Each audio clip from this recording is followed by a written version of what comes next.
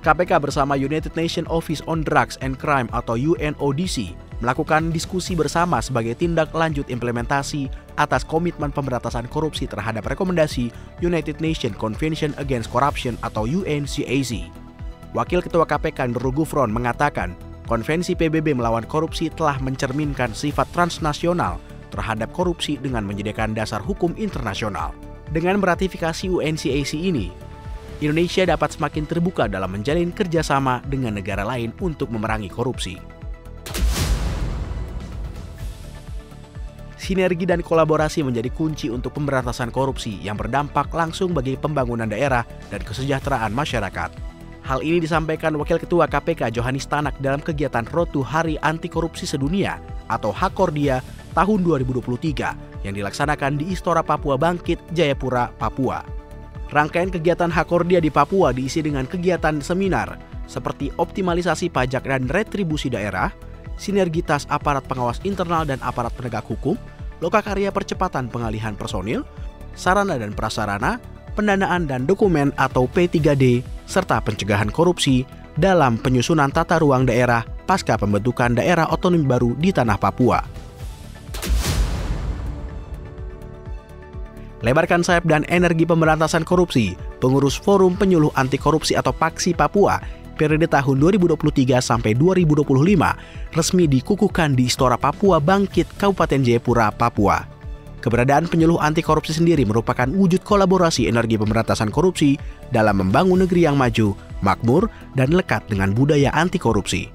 Penyuluh anti korupsi memiliki peran strategis dalam memberi penerangan dan menggerakkan masyarakat untuk mencegah korupsi dengan mengembangkan budaya anti korupsi, serta memberi manfaat langsung para pemangku kepentingan.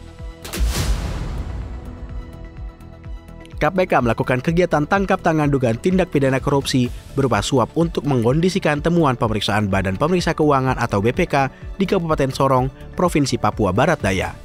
KPK mengamankan 10 orang di wilayah Sorong dan Jakarta. 6 orang ditetapkan sebagai tersangka, yaitu YPM, ES, MS, PLS, AH, dan DP. Penahanan pertama terhadap para tersangka dilakukan di rutan KPK. Tahapan seleksi calon pegawai negeri sipil atau CPNS KPK saat ini telah masuk ke tahap seleksi kompetensi dasar atau SKD. Diikuti ratusan ribu peserta di berbagai lokasi dalam dan luar negeri.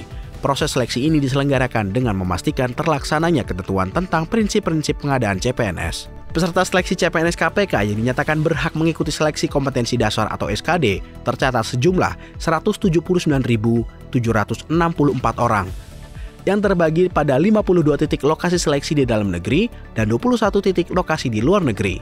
KPK berkomitmen menjalankan prinsip pengadaan CPNS yaitu kompetitif, adil, objektif, transparan, bersih dari praktik korupsi, kolusi, dan nepotisme, serta tidak dipungut biaya.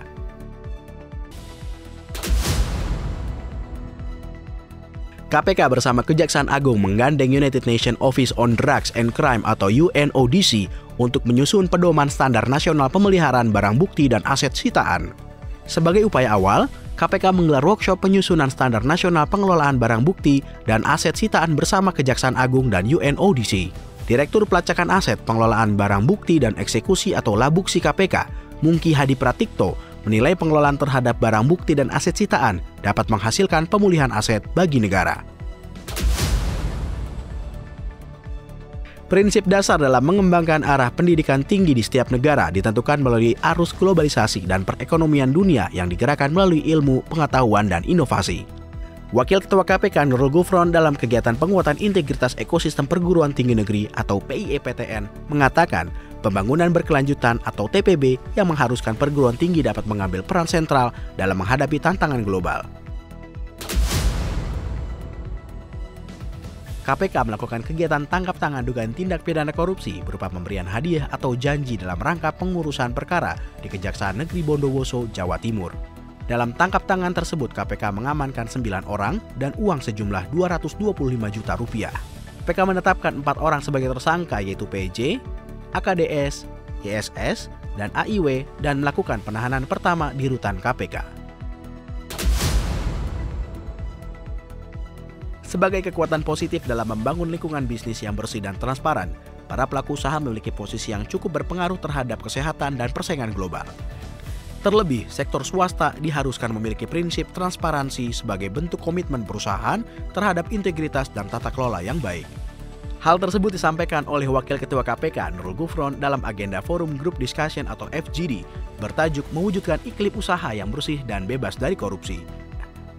Bersama dengan Kamar Dagang dan Industri di Jakarta Japan Club, the largest Japanese community in Indonesia di gedung KPK.